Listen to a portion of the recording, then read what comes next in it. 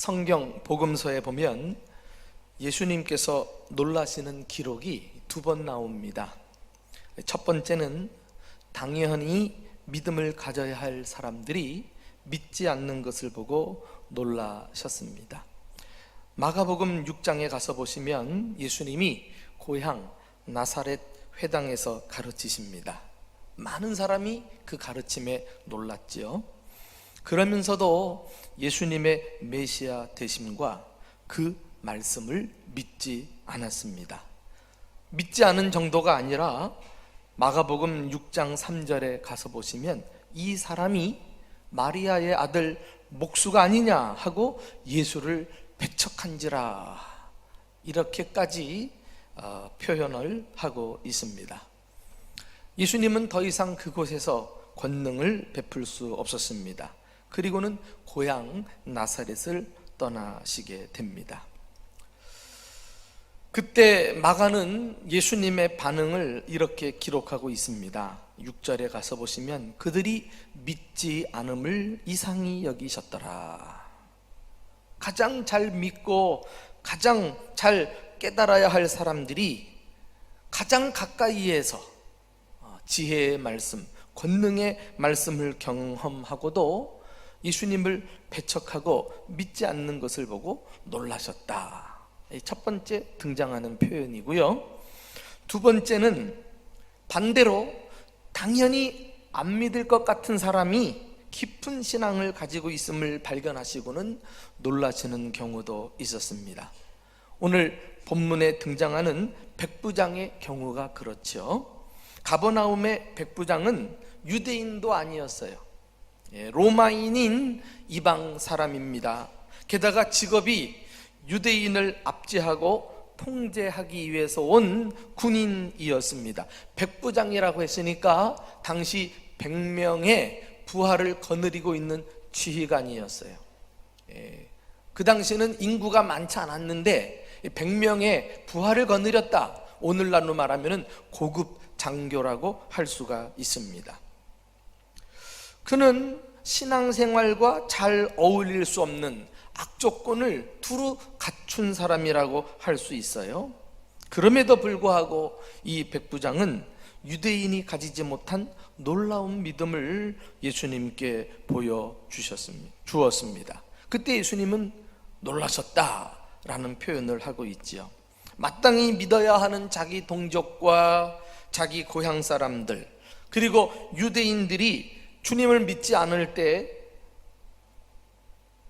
이상히 여기면서 놀라셨던 예수님이 도저히 믿을 수 없는 이방인이면서 군인이었던 백부장의 믿음을 보고 놀라셨던 것입니다. 자, 우리 그 대목을 직접 본문을 통해서 확인해 보실까요? 10절 말씀입니다. 함께 봅니다. 시작. 예수께서 들으시고 놀랍게 여겨 따르는 자들에게 이르시되 내가 진실로 너희에게 이르노니 이스라엘 중 아무에게서도 이만한 믿음을 보지 못하였노라. 이만한 믿음, 영어 성경에 so great faith, 대단히 큰 믿음. 주님께서 그를 따르는 자들 앞에 이 백부장을 세워서 그의 믿음을 적극 인정하고 사람들에게 기감이 되는 믿음으로 추천하고 있는 거예요. 저는 이 장면에서 두 가지 사실을 발견합니다. 첫째는 믿음만 있으면 그 누구라도, 이방인이라도 천국 백성이 될 수 있다는 은혜의 복음을 발견하게 됩니다. 그러므로 우리가 전도할 때 사람을 외모로 판단해서는 안 돼요. 신분도, 그의 과거 경력도, 심지어 인종도 우리는 따져서는 안 될 것입니다. 중요한 것은 그에게 믿음이 있느냐. 주님은 그 믿음을 보시고 은혜를 베풀어 주시는 것을 보게 됩니다.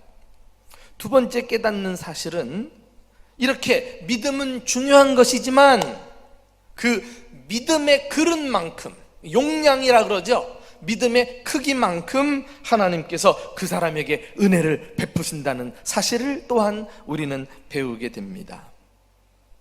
그렇습니다. 이 백부장은 남들이 가지고 있는 그런 믿음 정도가 아니었어요.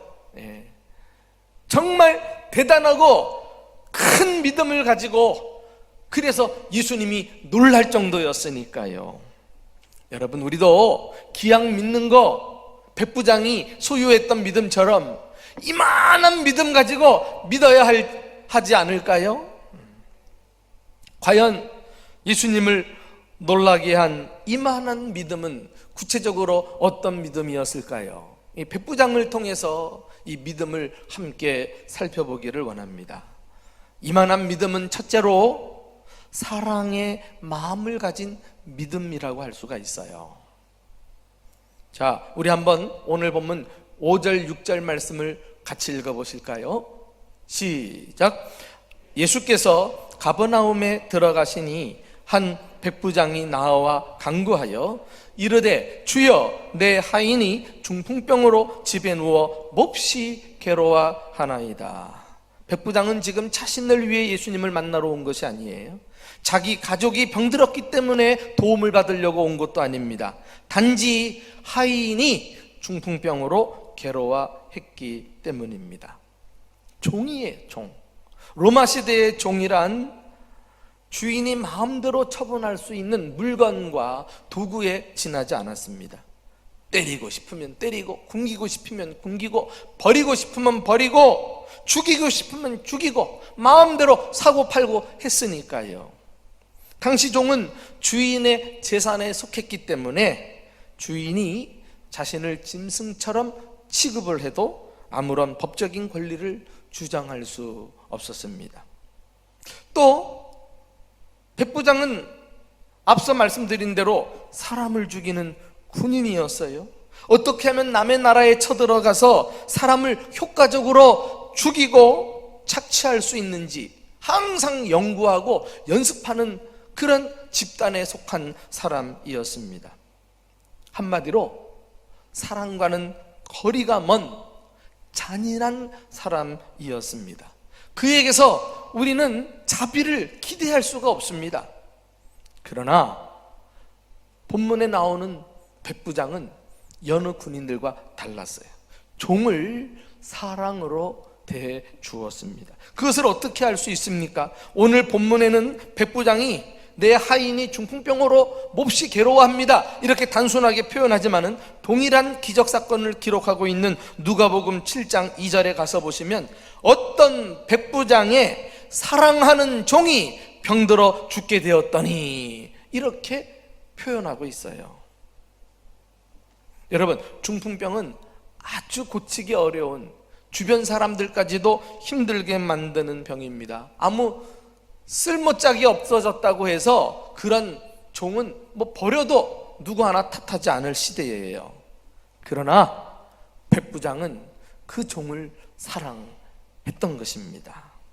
백부장과 예수님의 대화를 충분히 상상해 볼 수 있지 않을까요? 백부장이 예수님께 나와서 간청합니다. 주님, 내 사랑하는 종이 병들어서 괴로워합니다. 예수님께서 대답하십니다. 내가 가서 고쳐주리라. 얼마나 적극적인 대답입니까? 아마 성경의 복음서 중에서 예수님이 이렇게 즉시 행동에 나선 것은 별로 찾아보기가 어려울 것 같습니다. 도대체 무엇 때문에 예수님이 주저하지 않고 즉시 그의 간청에 응답하신 것일까요? 바로 내 사랑하는 종이라는 말 때문이었어요. 예수님은 백부장에서 종을 향한 그의 진정한 사랑을 발견할 수 있었습니다. 여러분, 이거 아십니까? 예수님은 사랑이라면 꼼짝 못해요. 이 백부장의 종에 대한 사랑이 예수님을 감동시켰고, 그것이 예수님에게 믿음으로 발견이 되었고, 그 믿음을 근거로 해서 기적을 일으키신 줄 믿으시기 바랍니다.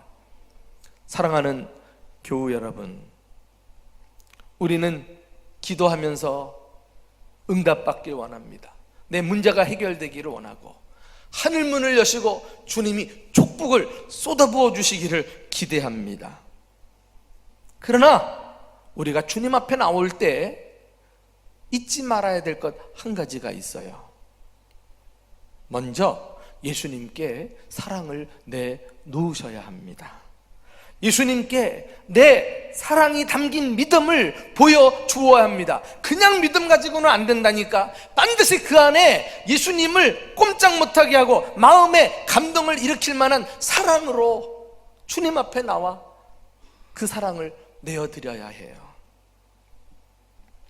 백부장은 사랑을 가지고 예수님께 나왔기 때문에 불가능한 장벽 앞에서도 포기하지 않았어요. 자신의 체면도 의식하지 않았어요. 그런 백부장을 보시고 이만한 믿음을 내가 이스라엘 중에 찾아보지 못하였다, 인정해 주신 것입니다. 신앙 공동체인 라블이라고 하는 그런 단체를 만들어서 많은 사람들에게 선한 감화를 끼쳤던 프란시스 쉐이퍼라는 박사가 있습니다. 아주 존경받는 영적 지도자인데, 그분이 이 라블이라는 신앙생활 공동체를 경영하면서 이런 말을 한 적이 있어요. 사랑만이 그리스도의 제자임을 나타내는 배지다 그랬어요. 다른 것으로는 우리가 그리스도의 제자라는 것을 규명할 수 없어요. 사랑만이 우리가 그리스도의 제자임을 나타낼 수 있다고 말했습니다. 그렇습니다. 세상 사람들은 성경을 보지 않고 우리의 삶을 들여다봅니다. 세상 사람들은 기도하지 않고 우리의 대화를 엿듣는다니까요. 세상 사람들은 우리가 서로 사랑하는 모습을 볼 때에만이 참 그리스도인이구나 이렇게 인정하는 것입니다. 여러분, 우리가 예수 믿고 세상 사람들과 다른 게 뭐예요? 오직 한 가지, 사랑하는 것. 그런데 한국교회 지붕을 딱 열어보면 온갖 분열과 다툼과 당을 짓는 것과 서로 미워하는 것과 비난하는 것이 난무한 이 시대 속에 누가 교회를 보고 성도들을 보면서 감동을 받고 예수 믿겠다고 나오냔 말이에요. 얼마나 부끄럽습니까? 이런 공동체 속에 무슨 기적이 일어나고 주님께서 감동을 받고 우리와 함께 하시겠느냐 말이에요. 우리 며칠 전에 있었던 이동원 목사님과 함께 했던 부흥회, 새벽과 저녁으로 말씀을 전할 때마다 어떤 일관성이 있다는 거 기억하셨어요? 첫 번째 말씀이 거듭남에 대해서, 우리가 거듭나서 구원받지 않고는 이후에 주시는 말씀이 아무 의미가 없기 때문에, 자, 그 다음에 거듭남 다음에 우리가 치유받고 회복받아야 하는 말씀에 대해서 증거했어요. 그리고 우리가 회복이 되면 무엇을 해야 한다고 말씀했어요? 설교의 마지막 결론으로서 우리가 주님께서 우리에게 주신 두 가지 계명, 땅끝까지 복음을 전하는 것, 그리고 서로 사랑하는 것, 이것에 대해서 집중적으로 강조하지 않았습니까? 그래요.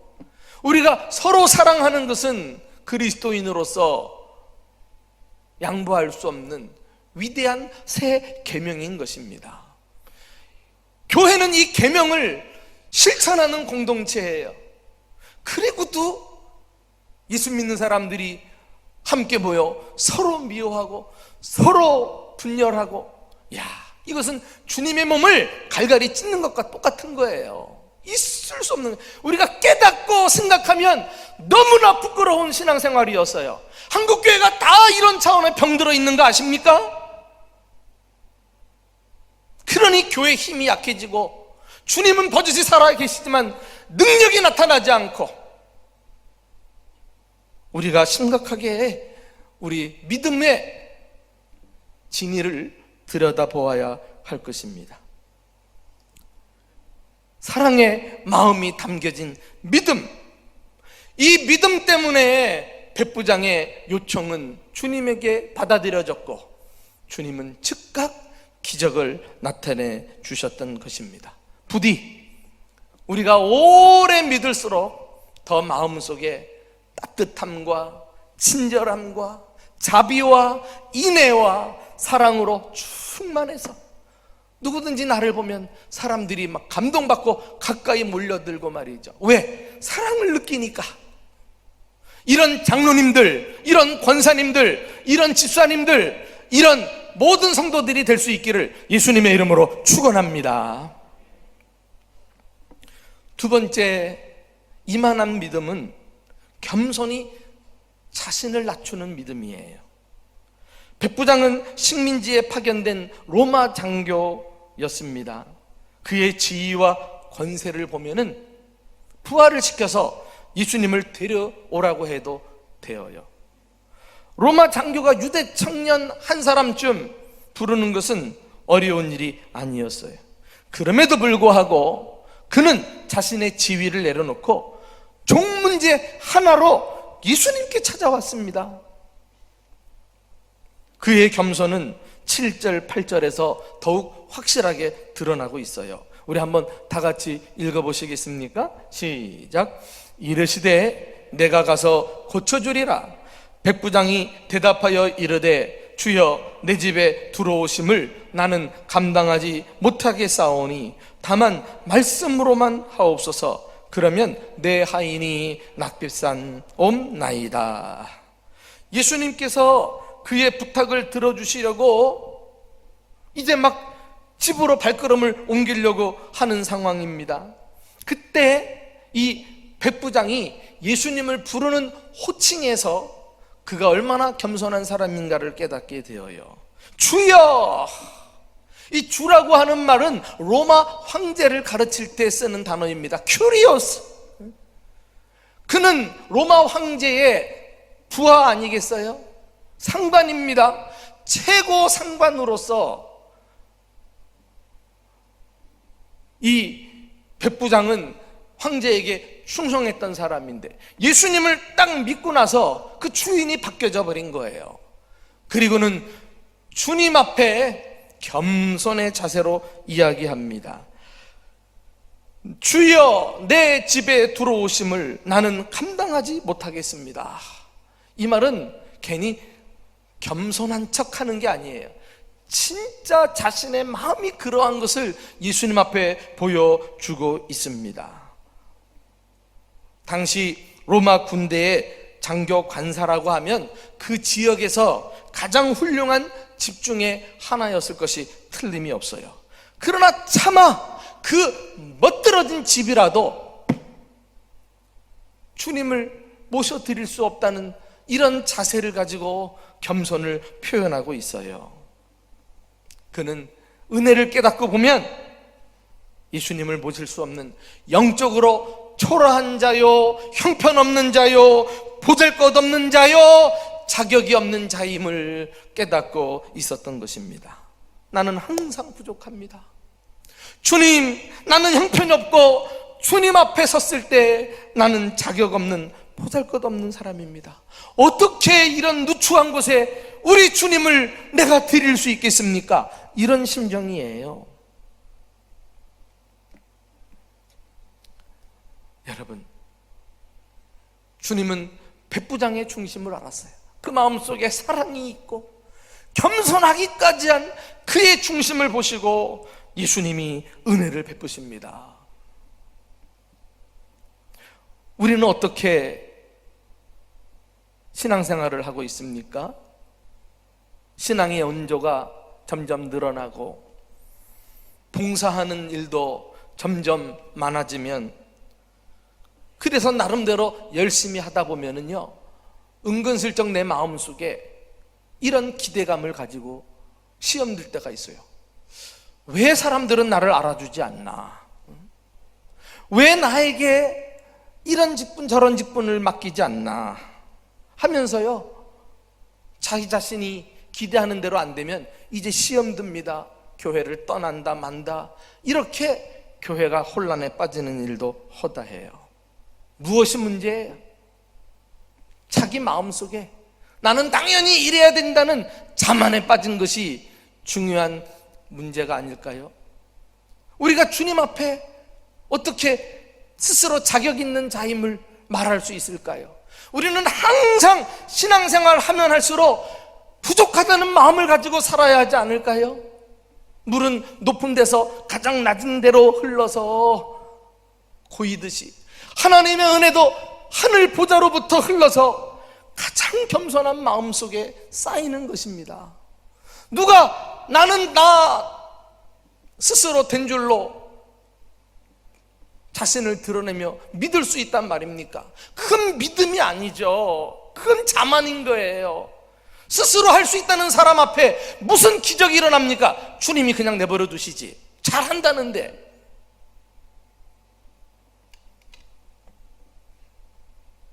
우리는 항상 이 마음에서 벗어나지 않도록 자신을 가장 낮아진 마음 가운데 둘 수 있어야 합니다. 인도의 선교사로서 현격한 업적을 남기고 인도에서 살다가 숨을 거둔 윌리엄 캐리, 그가 임종할 때 곁에 있던 사람들이 물었어요. 선교사님, 비문은 어떻게 쓸까요? 그가 이렇게 대답합니다. 죄 많고 약하고 능력 없는 벌레 같은 내가 당신의 거룩한 손에 기대어 잠드나이다. 캐리는 평생에 자신이 능력 없는 벌레라는 의식을 가지고 살았어요.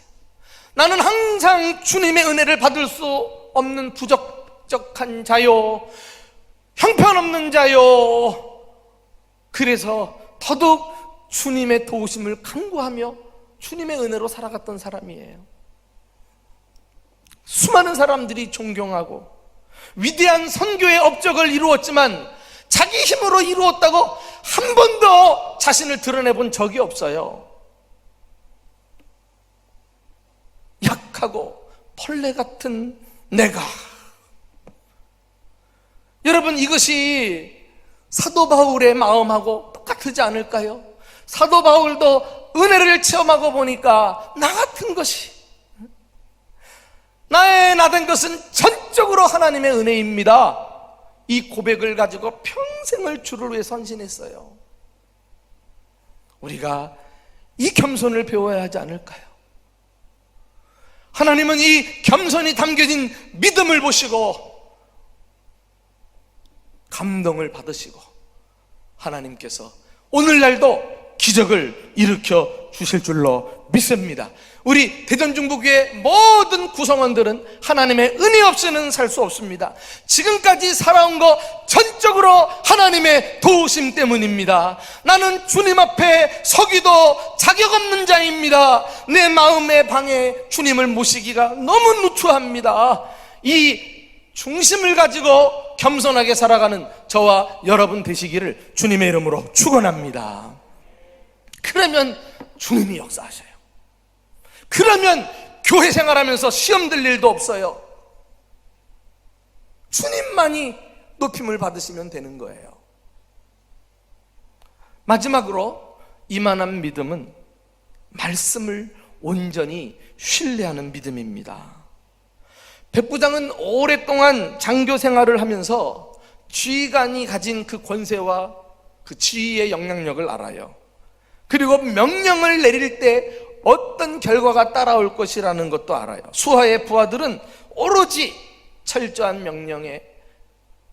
명령에 복종과 또 순종만이 있을 뿐이었습니다. 백부장은 자신의 이런 경험을 지금 믿음에 적용하고 있는 것입니다. 예수님이야말로 하늘과 땅의 모든 권세를 가지신 분임을 깨닫게 되었어요. 그래서 군에서도 명령을 내리면 그대로 순종하는 것처럼 예수님이 명령하시면 그대로 될 것이란 사실을 단순하게 받아들였습니다. 그가 오직 할 일은 순종하면 되는 일이었어요. 자, 우리 그의 말을 직접 들어볼까요? 우리 8절 하반절부터 9절까지 함께 읽어보겠습니다. 시작. 다만 말씀으로만 하옵소서. 그러면 내 하인이 낮게 싸움나이다. 나도 남의 수하에 있는 사람이요 내 아래에도 군사가 있으니 이더러 가라 하면 가고 저더러 오라 하면 오고 내 종더러 이것을 하라 하면 하나이다. 여러분, 참된 믿음은 내 경험이나 내 지식이나 내 감정에 내키는 대로 따라서 믿는 게 아니에요. 우리는 다 내려놓고 하나님의 말씀, 그 능력과 약속을 부여잡는 것입니다.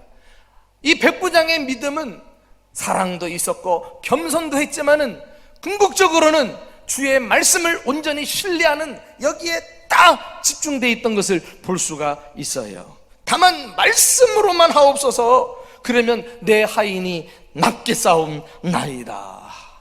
여러분, 다만 말씀으로만 하옵소서, 이것은 온전히 주의 말씀을 신뢰하는 것인데, 또 조금 더 깊이 들어가면 이런 의미도 가지고 있어요. 무슨 말씀을 하시든지 내가 즉각 순종하겠습니다.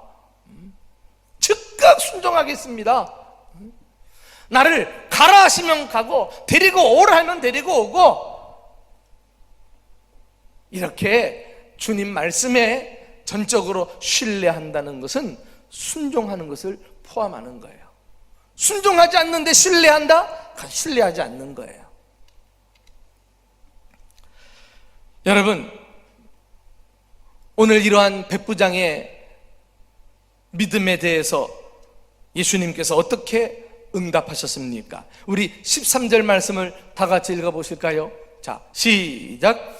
예수께서 백부장에게 이르시되 가라, 내 믿음대로 될지어다 하시니 그 즉시 하인이 나으니라. 할렐루야. 백부장은 어떤 말씀이든지 순종할 자세를 가지고 그 말씀을 신뢰하고 있었는데, 예수님께서 내 믿음대로 될지어다, 놀라운 말씀을 선포하십니다. 내 믿음대로, 믿음대로. 예수님은 우리가 믿는 만큼만 된다고 말씀하고 계십니다. 만일 백부장이 믿지 않았다면 어떻게 되었을까요? 기적은 일어나지 않았을 거예요. 그의 하인은 여전히 병 가운데서 고통하다가 죽었을지도 모릅니다. 그렇습니다. 말씀을 100% 믿고 순종하면 100% 은혜가 주어지는 것입니다. 50%밖에 믿지 않는다? 순종을 해도 적당하게 하고 끝난다? 그러면 50%밖에 은혜가 안 오는 거예요. 기적의 원리는 내가 믿은 대로, 믿은 대로. 몇 프로 믿을 것입니까, 여러분? 제가 목회하면서 성도들 상대하면서 안타까운 부분은 믿는다고 하는데 전적으로 믿지 못하는 일들을 보게 되어요. 자꾸 자기 경험을 앞세워요. 자꾸 세상의 지식을 앞세워요.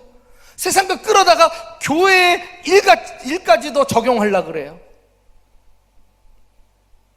그건 똑똑한 것 같지만 믿음으로 하는 일은 아니에요. 주님은 단순함을 요구하십니다. 주님은 믿고 순종하는 사람을 보시고 기적을 나타내시지, 우리가 다 판단하고 우리가 알아서 하는데 무슨 기적이 일어나요? 내 믿는 대로 될지어다. 할렐루야. 오늘 이 음성을 듣고 돌아갈 수 있기를 축원합니다. 전에 내려오는 이야기가 있어요. 여기서 주무시면 안 돼요. 여기서 주무시면 성경에 있는 이야기인 줄 알고 착각한다니까. 어느 날 예수님께서 12 제자와 함께 산에 오르시게 됩니다. 그런데 예수님께서 제자들에게 산 밑에서부터 돌을 하나씩 들고 올라가라고 말씀하셨어요. 제자들이 돌을 하나씩 들어보니까 꽤나 무거운 거예요. 그런데 제자 중 착한 베드로만 큼직한 돌을 들고 낑낑거리면서 올라갑니다. 예수님께서 의자 대신 깔고 앉으려고 하시나? 이렇게 생각하고 우직하게 들러매고는 오르고 있는 거예요. 다른 제자들은요, 자꾸만 돌을 바꿉니다. 좀 올라가다가 무겁다 싶으면 작은 돌로 바꾸고, 이렇게 여러 번 하다 보니까 마지막에 가서는 주먹만한 돌멩이만 남게 된 거 있죠. 자, 일행이 산에 다 오른 후에 무슨 일이 일어났을까요? 예수님께서 각자 가지고 올라온 그 돌을 떡으로 만들어 주셨다는 거 아닙니까? 무겁다고 더 작은 것을 가지고 거듭거듭 바꾼 사람은 아예 먹을 것이 없게 되었어요. 반면에 베드로처럼 큰 돌을 가지고 끝까지 말씀 그대로를 순종하고 믿었던 베드로, 여러 사람과 나누어 먹었다는 이야기입니다. 시사하는 바가 있죠. 우리가 깨달을 만한 교훈이 있죠. 그렇습니다.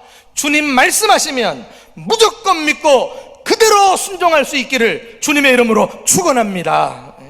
내 마음에 내키지 않는다고, 야 저거 저렇게 하라고 하는데 이거 안 되는데 저런데, 그리고 자꾸 바꿔보세요. 자꾸 고쳐보세요. 완전히 결과가 누더기고 보기도 좋지 않고 기적도 나타나지 않을 거예요. 말씀만 하옵소서. 내가 그대로 따르겠습니다. 내가 온전히 믿고 순종하겠습니다. 내 생각으로는 심히 불안하고 염려가 되지만 주님 순종하는 자에게 기적을 나타내신다고 하셨으니 그 말씀 믿고 의지합니다. 이게 이만한 믿음인 줄로 믿습니다. 이게 안 돼요. 오늘 백부장의 믿음을 통해서 우리는 다른 사람들 갖는 정도의 그런 믿음 말고 그들이 따라올 수 없는, 타의 추종을 불허하는, 예수님을 감동시키는, 놀래키는 이만한 믿음의 소유자들 다 될 수 있기를 예수님의 이름으로 축원합니다. 여러분의 믿음에 사랑을 담으세요. 끝까지 겸손하셔야 돼요. 끝까지 겸손하세요. 그리고 주님 말씀만 신뢰하면서 어떤 말씀이든지 순종을 각오하세요. 그리하여 우리 남은 삶 동안에 주님의 기적을 체험하고 진정한 그리스도인으로 살아가는 저와 여러분 되시기를 주님의 이름으로 축원합니다.